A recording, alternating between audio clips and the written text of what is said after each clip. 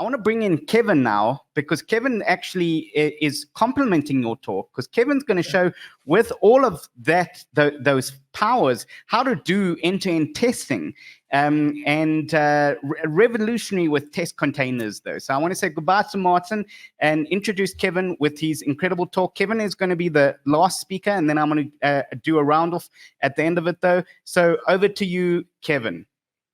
Yes, thanks, Rory. Bye, Martin. So from the talk from Martin, I also learned that I should have maybe installed the Spring extension, which I haven't, but we will still look at Spring code, and we will look at testing Spring code, integration testing it, and not only with the distributed code, but actually using GitHub Codespaces, so in a cloud environment, cloud IDE, so to say. And I'm so convinced that cloud IDEs are a thing we can start using, that I'm now doing this session and this live demo while I'm currently on an island in front of Stockholm, in the Stockholm archipelago, Grinda Island. And yeah, still I have some internet here, and good enough internet to do the live demo. So let's get started. Okay, so we will look at a very simple example Spring Boot application that is purposefully built in a way that it will use a lot of external components. So we are, and maybe I just realized I haven't introduced myself, so I will do this now quickly. My name is Kevin Wittek. I'm a software engineer at Atomic Jar, and Atomic Jar is a company that is maintaining test containers, the test containers library, and we have as the biggest variant of it Testcontainers Java, a library for integration testing, helping you integration test and instrumenting Docker containers from within Java. I'm one of the maintainers, and yes, therefore we will look into those things, how to do integration testing in this cloud IDE environment, which is the same as locally, actually, what we will learn. So this Spring Boot example application we have here, it consists of a controller, a ratings controller. The idea is that we have talks of a conference, and we can record ratings for these talks. So we have this ratings controller, and it talks to a couple of repositories. So there's a talk repository, and the talk repository will interact with a very classical database, a relational database, Postgres in our case. Then we have a further ratings repository. The ratings repository will then store the corresponding ratings for a talk, and they will be stored as a persistence technology in Redis, or in memory store. All right, and to actually persist the ratings, we are using an eventing system. So the ratings controller will send the ratings to Kafka, and then we will have a listener that listens to these new ratings events coming in, and this rating listener will then persist the ratings in this ratings repository. So especially the round bubbles we have here in the end are all components we will have to integration test when we want to do real end-to-end integration test. And yeah, let's look at how we can do it and how we can get started.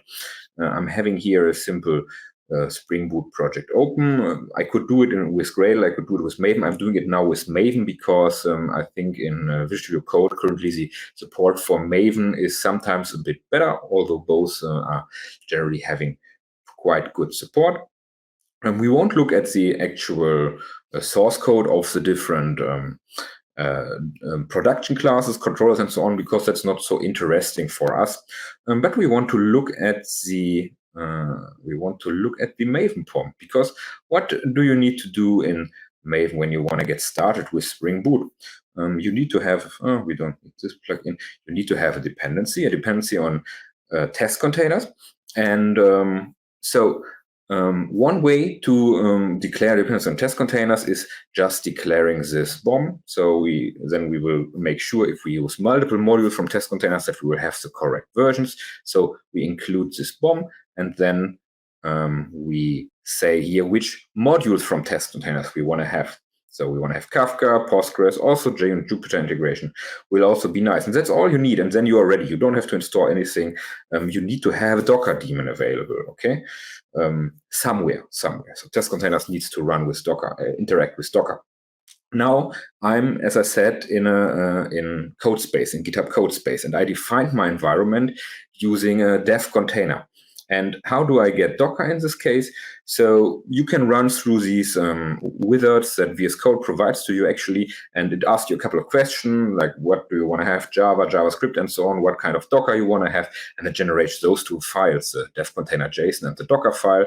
And here in the dev container JSON, we see we have a feature enabled Docker in Docker latest. And this is one of the ways how you can use Docker, and by this enable the usage of test containers in Visual Studio Code using GitHub Codespaces. There are other ways as well, of course, and locally it would work also when you have Docker there installed, Docker Desktop, or anything else. All right, so let's get started with the first test and start to get a feel for things. So we are here. I have some empty packages, but nothing really yet. So what I will create now, and that's a pattern we generally like, is an abstract integration test class. And this, wait, I want to have it here, the support package. Integration test. All right, class, abstract class. Okay. And we generally find that for Spring Boot tests, it's nice to sometimes have this abstract class for describing all the environment properties you will need, or infrastructure properties you will need for your integration testing. And yeah, integration testing in Spring you can do with Spring Boot test, at least one kind of integration testing. I would call this is within process integration testing.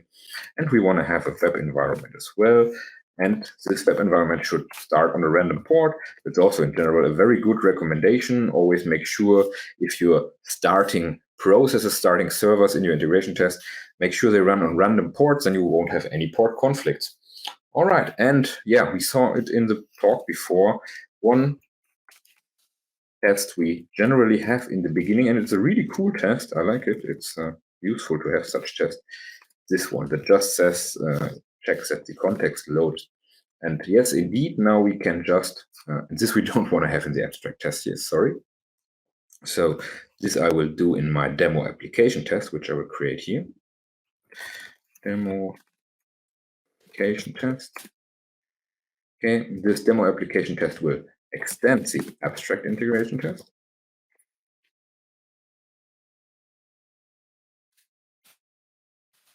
Okay, put it here. All right. Import here Jupyter.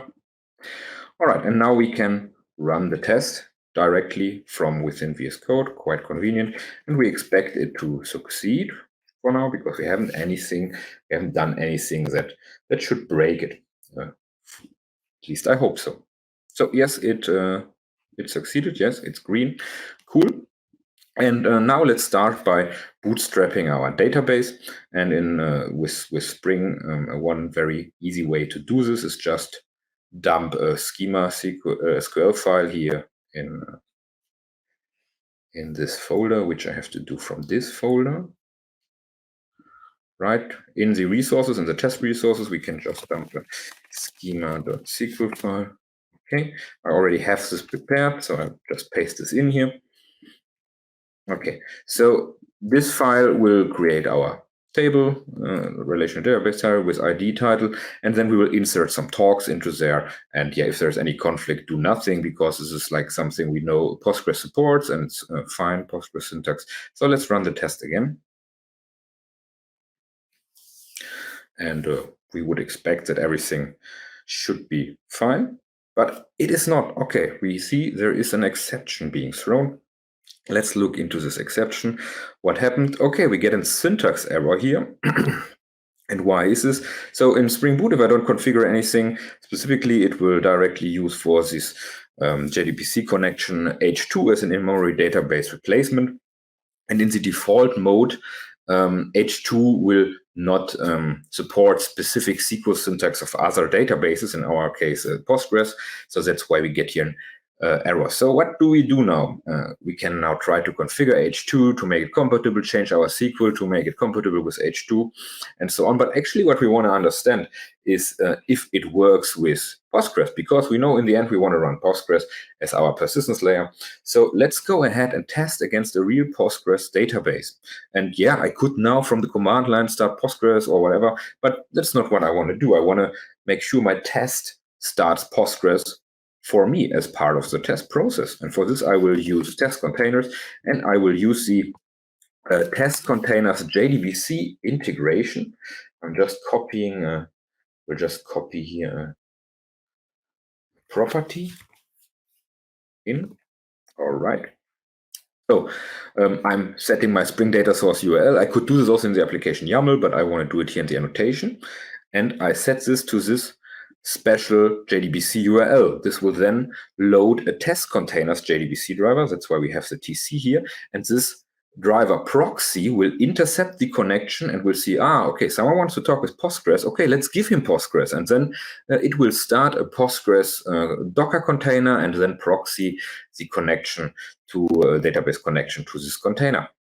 And then afterwards, when everything is done and we are done with the test, it will just remove the container. We will have no containers left afterwards. So let's run the test again.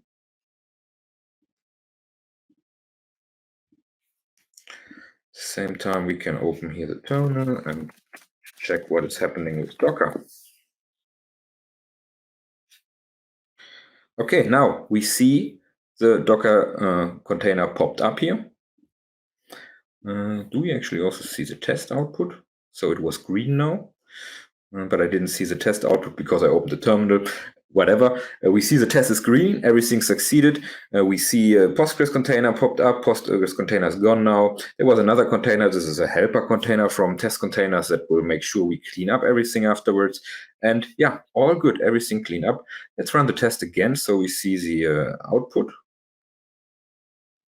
I'm not seeing the output. So you can see I'm not that usually using VS Code that much. That's why I'm not sure now why the output doesn't pop up or where in those windows. Here, debug console, cool. Yeah, so we see in the test run that these logs appear here from Testcontainers. So we see Testcontainers starts to detect Docker. Okay, what kind of Docker I have here? Yeah, this Docker variant built by Azure. And then it checks some preconditions that there is enough free disk space and so on. So we could fail early if we know we can't actually even interact with Docker or we can't containers. And then once you see this nice little whale pop up here, you know, okay, these are also logs from Testcontainers. Now some things are happening with Docker containers. So a container is created for the Postgres image and then started, and then Spring Boot continues and the test succeeds. All right, good. So this was now the first small example where we already use Testcontainers. And you can do, like if you go to your project and you want to start using Testcontainers, you're currently using H2, all you have to do is replace your data source URLs that you might have defined in testing with the H2 one. You just replace it with this Postgres one. Okay, but now let's go further and make some more interesting tests. So let's check what happens when we interact with our application. So we go again into the abstract integration test class here.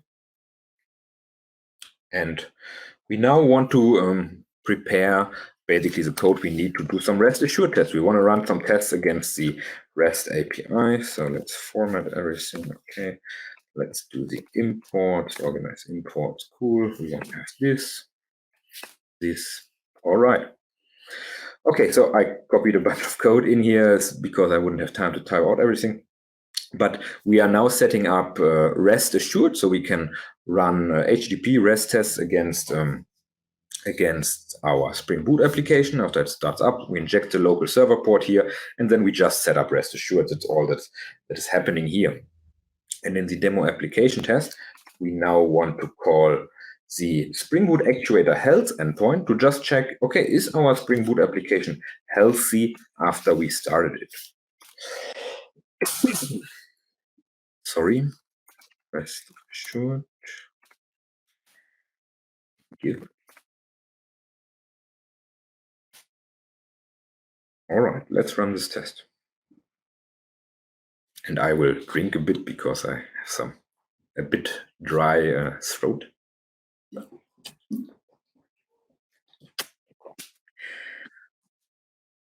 Okay, we see again, okay, Postgres is starting up.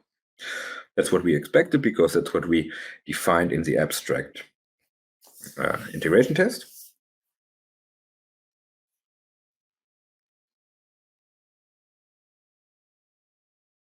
Okay, and now this is failing. And I love that Visual Code directly jumps here and throws the assertion arrow in your face and says, okay, here your test failed. Please look at this and have a look at it. That's pretty cool. So we see the actuator health endpoint didn't respond with 200. Oh, how unfortunate. Why didn't it respond with 200? Okay, if we look at the output from the actuator endpoint, we see that we have here a couple of indicators that all need to be up for the application to be considered up.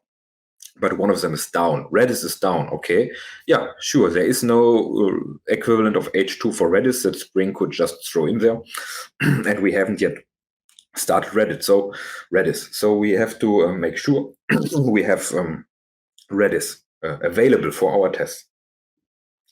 Let's also do this with Testcontainers. Sorry.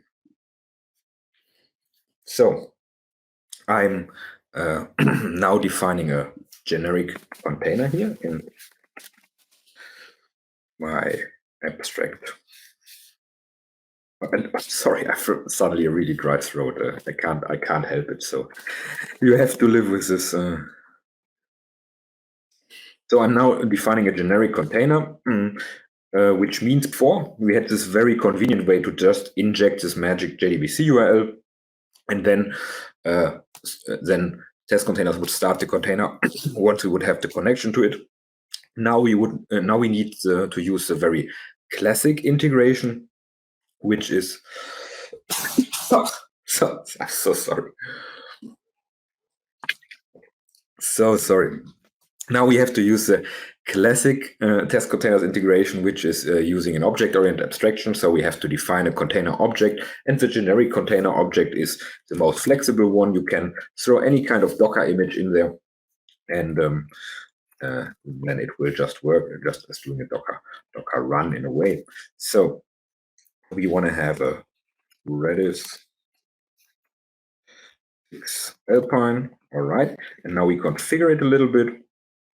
So we say with exposed ports 6379. Okay, so then Testcontainers will automatically map this internal port of the container to a free port on the host, a dynamic one, random more or less, a randomly free one. And now we need to, of course, make Spring Boot aware of this. So we need some way to configure Spring that Redis will be, where will Redis be reachable? We don't really know it beforehand. We will only know how we can reach Redis after we started the container, because once the container is started, it will map dynamically to a free port, and then we need to inject this dynamically mapped free port into our system under test, into our Spring Boot configuration. And luckily, the Spring team added a feature that supports exactly this use case beautifully, and that's dynamic property source. I just copy paste the block in here so we don't lose too much time. Format and organize imports. All right. So, and what does this allow? It makes sure you don't have this chicken and egg problem with making sure that the time your test framework runs, the container start, and Spring Boot context is initialized, that this aligns. So this helps you to basically perfectly align it. Because we now know these are properties, or this is a way for Spring to configure properties that will only be known once the test starts to run. Now we can nicely do it like this. So we start the container here, and then we add here the settings in Spring Boot. And the container object from Testcontainers already provides us a method, get host, This will be the address under which the map port of the container will be reachable. This can be localhost, but can also be something else. In this case, I'm not even sure in our setup which the containers are reachable on localhost, but actually I don't have to care because the Testcontainers abstraction provides this for me. All right. So, and then here, this is what I meant. We need to map the get the dynamically mapped port, inject this in another system on the test. And Testcontainers provides methods for this as well. We can say get first map port, which is enough in this case, since we only have one port. or we could say specifically which map port we want to have. Okay, let's try the test again.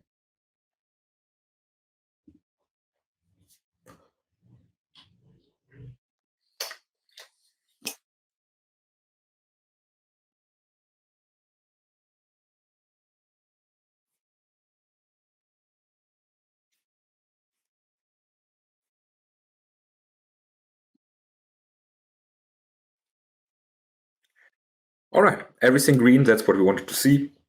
So now the application responds as healthy, exactly how we wanted. And I try to rush one more example now because we haven't seen Kafka yet, and maybe I can make it in time. So let me try to rush this. We now want to test the API and want to test it for our actual business logic that we can create ratings and query them, etc. So we want to create a test here, ratings controller test.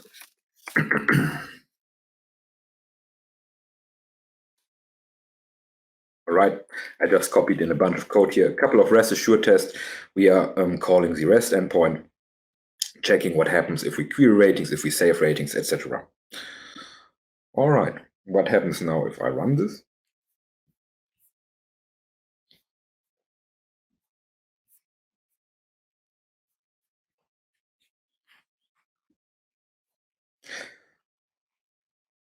So if I run this, we see here a couple of warnings actually in the log already. Okay, something with Kafka. This will not succeed because we haven't yet set up Kafka. We need to spin up Kafka and integrate it into our test. So we can leave this running a bit, but I can guarantee you this will now ultimately fail. Let's go into our abstract integration test. Also define Kafka, and we have a static, we have a special class that makes running Kafka with Testcontainers very easy. Kafka container, all right. Container Kafka equals new Kafka container. Okay. Now here we have a little bit different API in the constructor for historic reasons, which I don't have time to explain right now, but we need to define it like this. So we always have different flavors. Sometimes you can specify the image name directly. Sometimes you need to provide here the object, Docker image name object, so it gets not confused with tags and so on. I sadly can't go into too much detail here right now because I'm running out of time, but I will just use this image.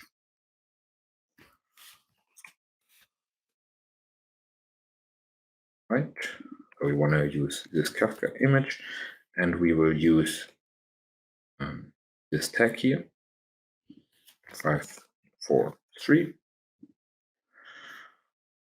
All right, that's it. We need to start Kafka here. Okay, and then we need to add a property here as well. And maybe I can really make it in time. I'm trying my best. On the minute exactly. So here we want to specify for this property, and on Kafka we have a method Kafka get bootstrap servers. All right, so and if we are lucky, or not only lucky, if I didn't make any typing mistakes, it will now simply work. And yeah, let's run it. We will also see Kafka will start now. So we see Kafka image gets pulled.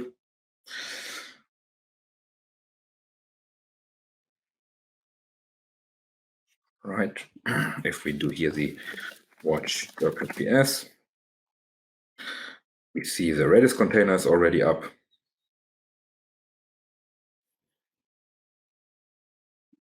Kafka is now up. We will also see Postgres appear in a bit.